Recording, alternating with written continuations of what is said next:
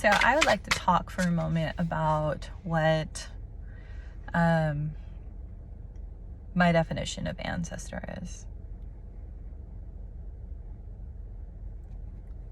Being mindful of the fact that everywhere you find yourself, that energy was created by somebody who once visited that space.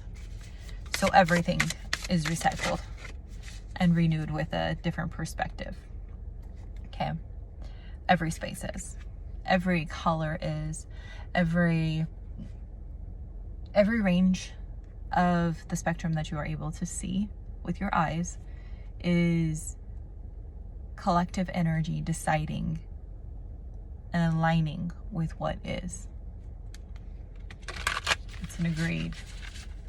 It's just like we all agree that the color red is red. We also agree that there are multiple shades of red. And that's typically going to be based off of feeling and how somebody can perceive the light of a specific color that is being reflected, which is how we see density and matter, ETC, all the things. Ancestors. For some reason, I was thinking about how our ancestors are more than just the people within our bloodline. Our ancestors are also people that we have connected to energetically while within those bloodlines. Being born, you have a mother and a father physically, but you also have brothers and sisters who have similar bloodlines that resonate through water and through earthly material matter and spiritual meaning that we give it as humans. You resonate with those cells within their body. There's also emotional resonance and spiritual resonance and mental resonance, right? Because we're all a whole bunch of frequencies and molecules combined together to pick up and be moved by other frequencies, regardless of whether it's gravity and you're just standing on the ground. You're standing on a ground that has been built by somebody else, out of material that is built out of chemical compounds and breakdowns of people, places, things, all of matter being broken down and molded, reformed, reconstructed. Okay.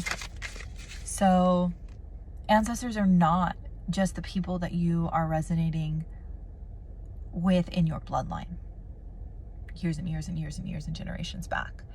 Ancestors are also heavy energy inside of your environment. And those are going to be people who can see and feel spirits. Some of those might be kindred. Some of those might be challenging, right?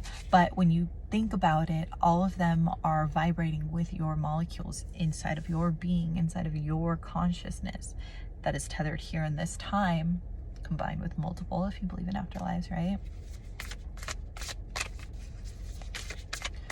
So when we say speak with the ancestors, what we're saying is speaking with presence of all energy that is comprised where you are right now. All of the energy that is composing your reality, right?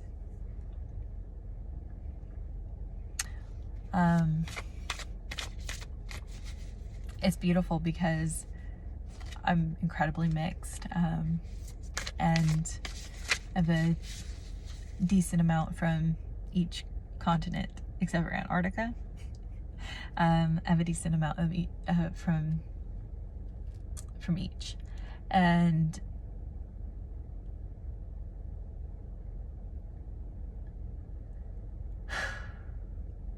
connecting to the ancestors is so common for me because of all of those bloodlines and all the resonance that I feel.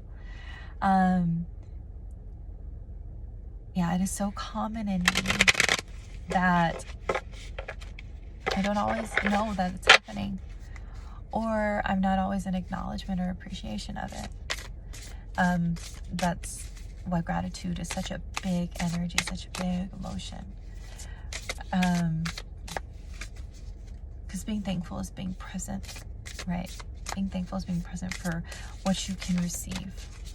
And when you can receive your whole reality without rejecting it that is when the ancestors just want to shower you with more and more and more, because all they're doing is receiving that beautiful energy of appreciating. Okay? And the more it appreciates, the more it can kind of cultivate in alignment with you the energies that are best fitting for you to also like be challenged, but also climb with, to give and receive with, right? To work with, to create your abundance with. So by ancestors, I mean all of the energy that you can currently feel and be grateful for and be open to receiving and understanding in your current presence, in your current state of presence. I've been shuffling these cards, and I'm just going to pull one and post a video as is and put on my glasses.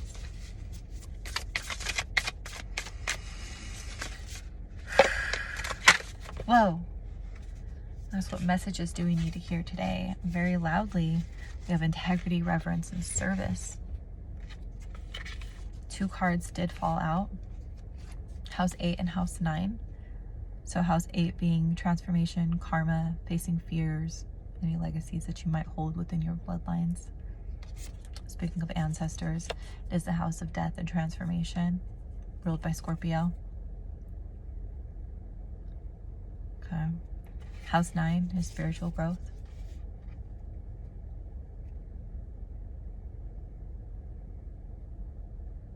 Instead of forcing your fears, maybe creating some space to understand how and why you resonate with those fears. And what they're teaching you about anything that you are in alignment with, anything about your karma, anything about places of negative weighted energy that you may need to release.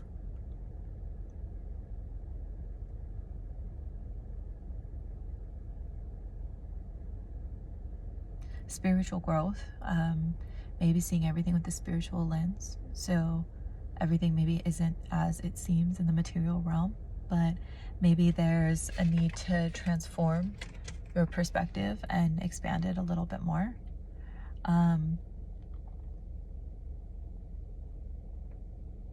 Because people are learning from you, and the amount of time and space and energy and integrity that you are giving to a situation to transmute it into something that you can share that helps evolve and provide and give and share in communion with others, right?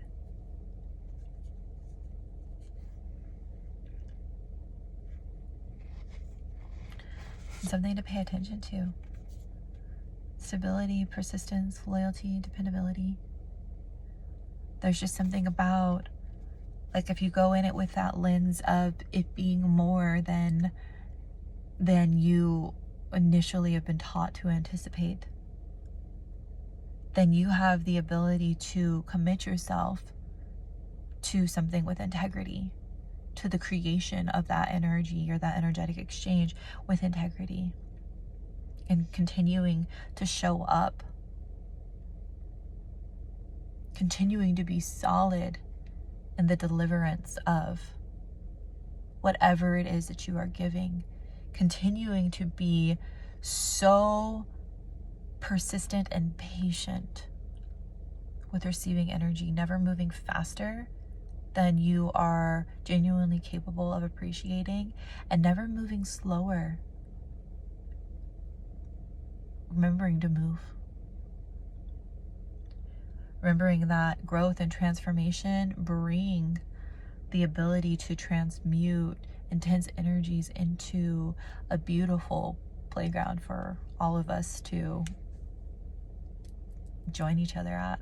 I don't know, playground, beach, whatever it is that you would, wherever it is that you would like to be in peace at, okay?